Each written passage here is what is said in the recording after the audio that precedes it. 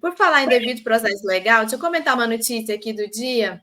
Você viu que ontem a gente comentou sobre a questão das Forças Armadas, né, do Exército, que diz que só vai depois do corretor do processo judicial entrar com medidas administrativas. Agora, tem uma notícia de hoje de que o Exército exonerou 2 militares que foram alvos da PF, investigações, foram alvos da Operação Tempus Veritatis, na semana passada. Então, o Guilherme Marques de Almeida e Hélio Ferreira Lima foram exonerados pelo comandante do Exército, general Thomas Paiva. Então, quer dizer que essa pressão em cima das Forças Armadas para que elas atuem também no sentido de buscar as responsabilidades pelos atos golpistas, vai demonstrando que esse cenário de golpe, essa tentativa de golpe, ela é cada vez mais materializável, né? A partir de tantas provas que estão surgindo nos últimos dias. O que me parece é que o Exército, comandado pelo general Tomás Paiva, ele está em sintonia com o STF. Então, acho que o Alexandre de Moraes está em contato com ele, eles estão em sintonia. São duas as medidas ao se fazer essa exoneração. Uma é profilática, né? Está se fazendo uma profilaxia para que outros comandantes saibam, olha, eu sou legalista, é o que o Tomás Paiva está dizendo. Eu sou um legalista, não façam isso. A segunda, Ana, é que quem conhece um pouco da caserna, dos militares, por incrível que pareça, eu dei aula para militares, viu? Houve um tempo em que me convidavam para dar aula em algumas academias militares, eu dava aula e vi muitos militares legalistas, eu quero dizer isso, muitos militares que não cometeriam essa prevaricação que até alguns legalistas cometeram, ao não denunciar o golpe que presenciaram, cujo planejamento presenciaram. E para quem conhece um pouco dessa vida, sabe que a exoneração, a saída de um comando, já é uma punição, porque interrompe a carreira do militar, ele não vai ascender mais. Foi interrompido um comando, é uma punição duríssima dentro do meio militar. Ainda não é a punição penal, mas ela virá, isso dito pelo próprio Tomás, né, Ana?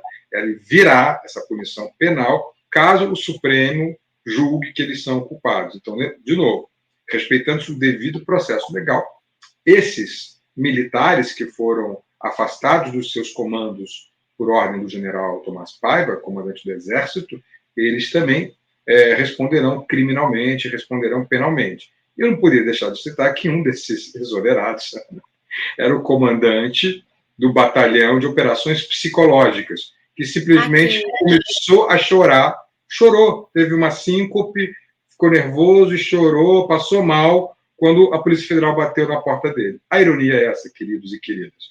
O comandante do batalhão de operações psicológicas não teve condições psicológicas para receber a Polícia Federal. Essa é a notícia, Ana. É sintomático, né? Sim. E olha só, o nosso Plínio aqui da Fórum, ele já tinha dado uma matéria aqui outro dia sobre como o Braga Neto tratava o Tomás Paiva.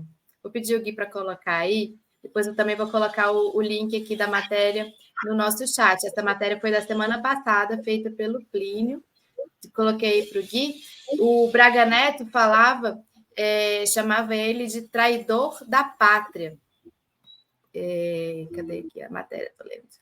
Em relação ao general Tomás Paiva, né, que assume o comando do Exército em 8 de janeiro, o Braga Neto falava que ele era PT desde criancinha, o que entre eles era um grande xingamento, obviamente, né? E o Braga Neto falava que o Tomás Paiva era um dos que estava contra tudo e contra todos. Textualmente, ele dizia assim: nunca valeu nada. A ambição derrota o caráter dos fracos. Aliás, revela. Ele ainda meteu o pau no Paulo Sérgio, disse, ou seja, esses que são os diálogos, né, entre eles, que o Plínio, inclusive, colocou o print desses diálogos que foram abertos entre essas figuras aí do Exército. E não é só isso, Ana. Fala, continua, depois eu falo.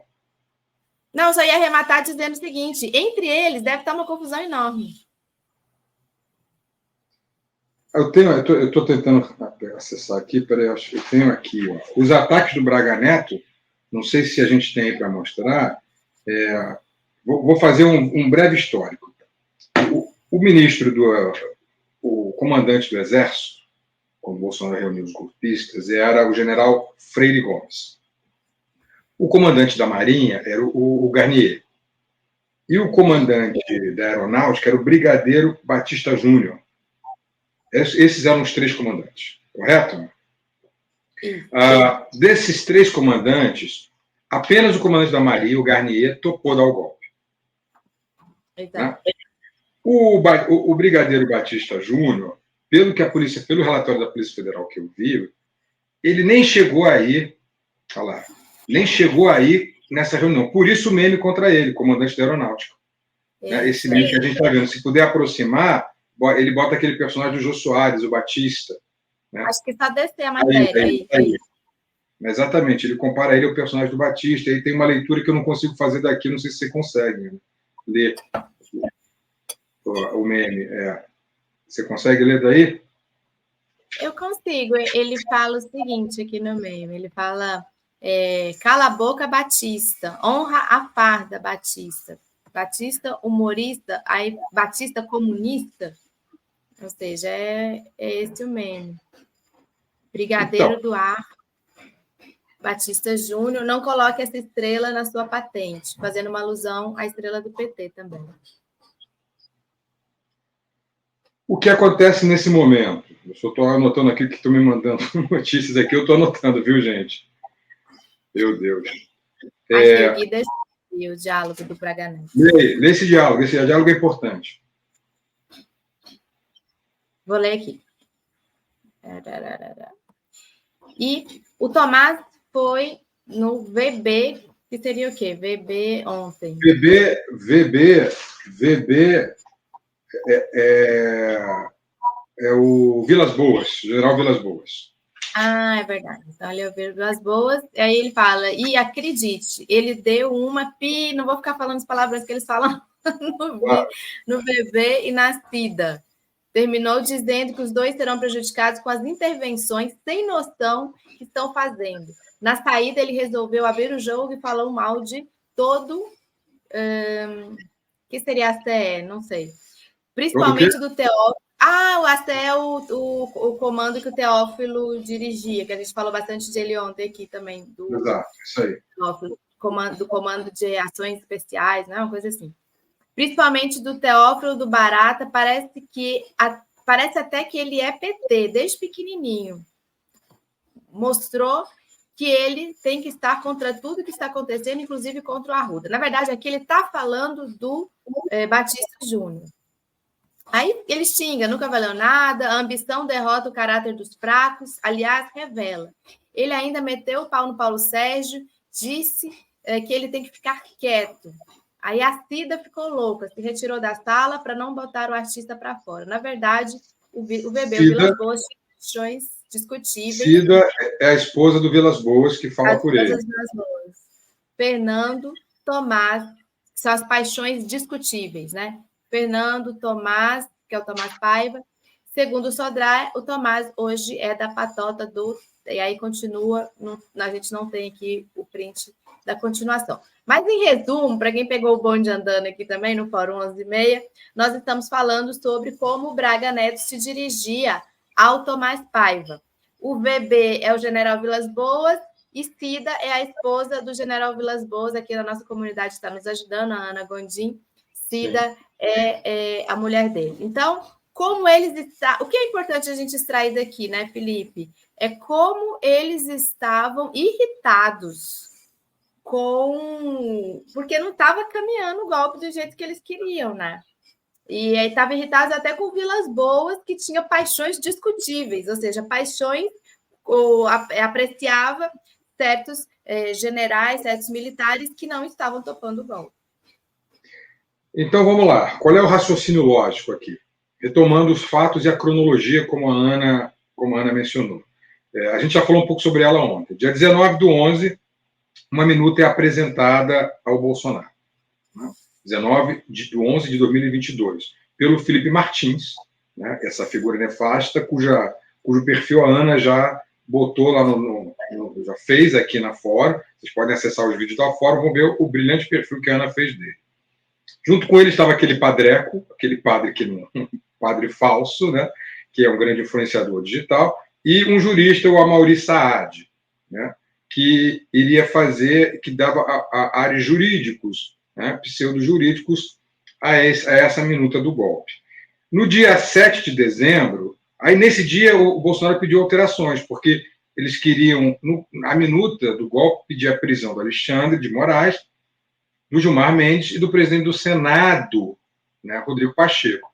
O Bolsonaro falou assim, melhor tirar o Rodrigo Pacheco, né, do Senado. Também tira o Gilmar, que o Gilmar eu convenço. Deixa só o Xandão. O Xandão é meu inimigo.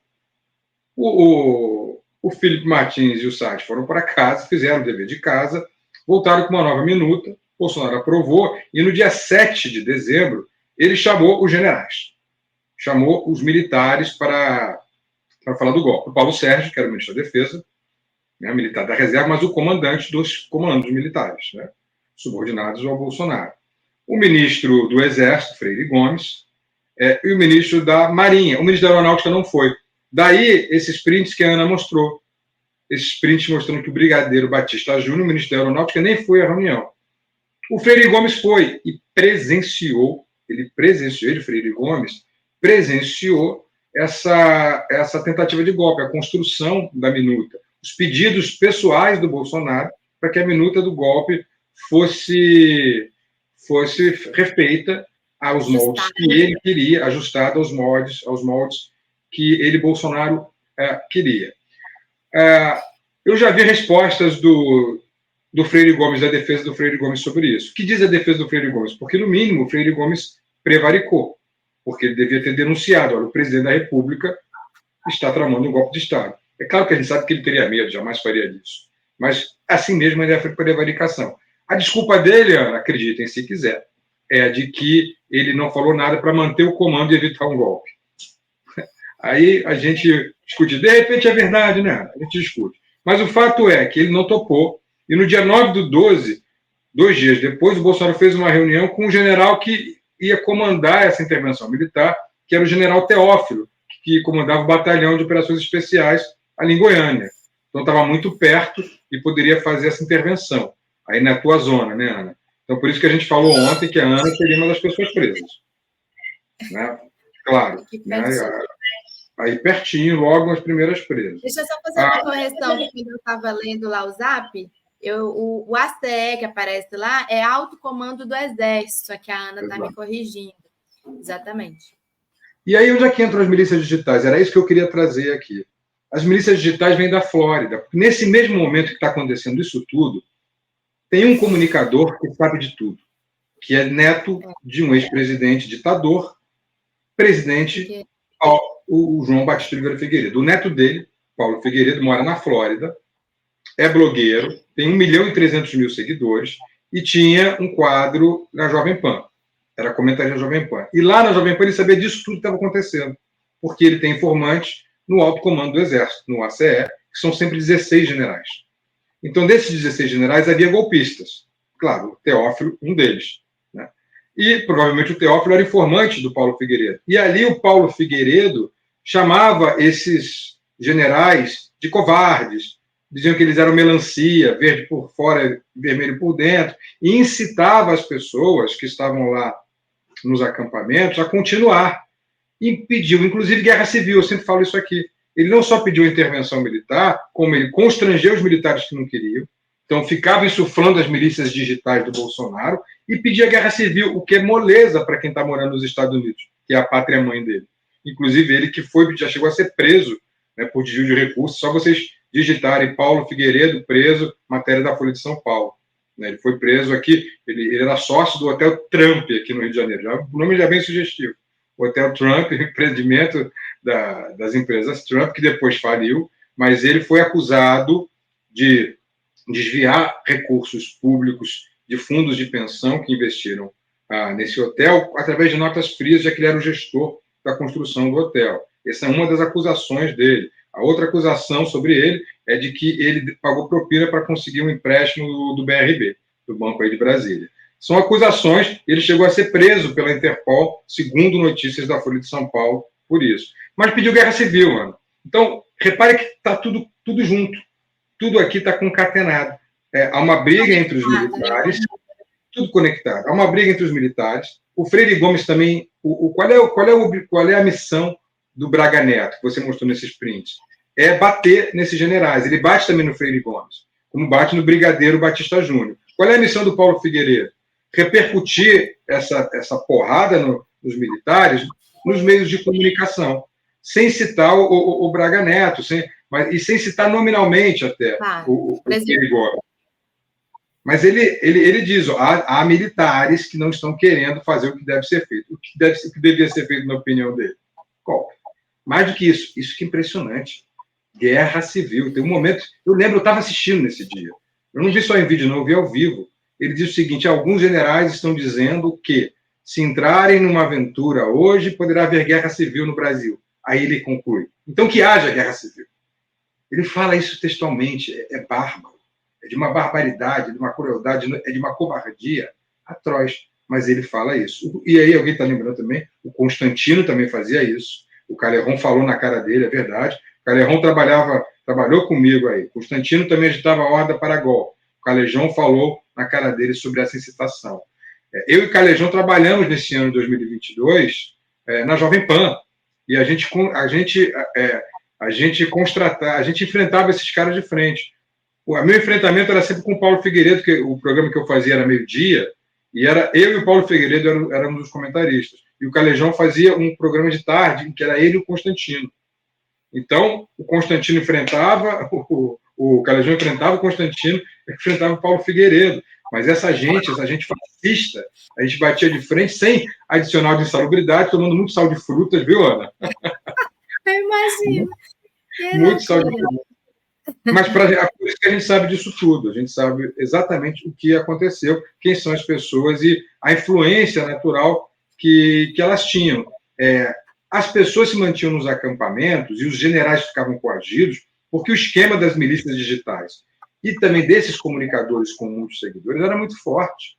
Era um esquema muito poderoso, muito, muito poderoso. Né? Mas, de novo, eu acho que eu até dou o benefício da dúvida ao general Gomes Freire, quando ele diz que não, que prevaricou, ou seja, que não denunciou o plano golpista porque ele queria manter o comando da tropa. Ele seria demitido por Bolsonaro e provavelmente o golpe triunfaria. Vamos dar o benefício da dúvida para ele. Né? Eu vi também, ele saiu com essa, de que ele ficou quieto, né? Ficou mudo, quieto, calado, durante todo o processo. Esperamos que agora fale o que tem que ser falado. Agora pode falar tudo. E deve ser falado. Aliás, já foi falado, né? Tudo está dito no celular de Mauro Cid, do ajudante de ordem de Bolsonaro. Todos esses diálogos, esses prints que a Ana leu, gente, estão lá. Aí eu fico pensando, quais são os motivos para o Mauro Cid ter isso no celular? A minha primeira hipótese é de que ele queria ter um seguro. Se tudo der errado, um dia eu vou mostrar isso para todo mundo, para mostrar que está todo mundo envolvido, se quiserem me ferrar sozinho. Que foi o que aconteceu, né? Quiseram botar o Bolsonaro, chegou a dizer, eu não sabia de nada, de vacina, de nada. O Mauro Cid falsificou meu cartão de vacina porque ele quis. Do Bolsonaro. Eu não mandei nada. É risível, né? É ridícula essa explicação, mas foi o que ele disse.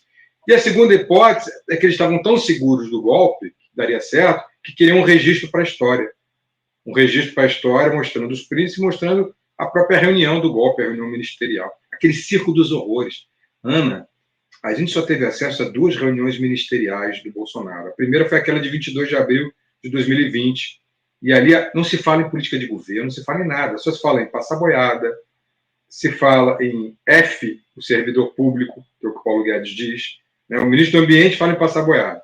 O ministro da Economia fala em ferrar, não com essas palavras, o servidor público. E o Bolsonaro pede que a Polícia Federal ajude os filhos. Ele pede para ter controle sobre a Polícia Federal e diz que se não puder nomear o superintendente, ele demite. Se não puder nomear o diretor, demite o diretor. Se não puder nomear o diretor, ele demite o ministro da Justiça, que era o Moro. E ele faz isso, demite o Sérgio Moro, que o acusa de querer fazer a intervenção. E ele faz essa intervenção. E já tinha a BIM, ele mesmo diz nessa reunião. A segunda reunião foi essa do golpe. Com os mesmos palavrões de sempre, em que o general Heleno, por exemplo, diz que já tem agentes da ABIN nas 2 campanhas. Tanto na campanha de Bolsonaro quanto na campanha de Lula. E outras campanhas, ele fala as campanhas. Né? Então, é um circo de horrores, nunca se tratou em temas de governo.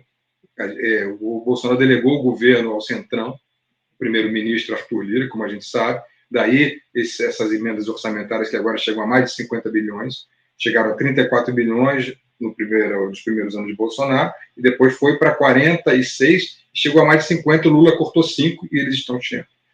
Essa é a história, senhores, e a participação, e com tudo isso, no meio disso tudo, a nossa notícia de hoje, Bolsonaro tirou quase R$1 milhão e levou com ele para os Estados Unidos, junto com as joias, junto com o Rolex, para poder sobreviver caso o golpe desse errado, junto com o plano de ir para os Emirados Árabes, onde ele teria à sua disposição uma mansão que seria de um membro da família Grace, que prestou serviços ao Emir, foi professor de jiu-jitsu do Emir. A gente deu essa notícia aqui, a chamada Operação Fujimori, que era a operação de fuga de Bolsonaro, que seria realizada, mas não foi, porque ele achou que poderia voltar ao Brasil. Ele viu que o processo legal ia ter o seu rito, que ele tem um tempo, e ele não ia ser preso imediatamente. Seria preso um dia, como vai ser. Tanto que o passaporte está apreendido, ele não pode fugir mais. Vai ser preso, mas respeitando o devido processo legal.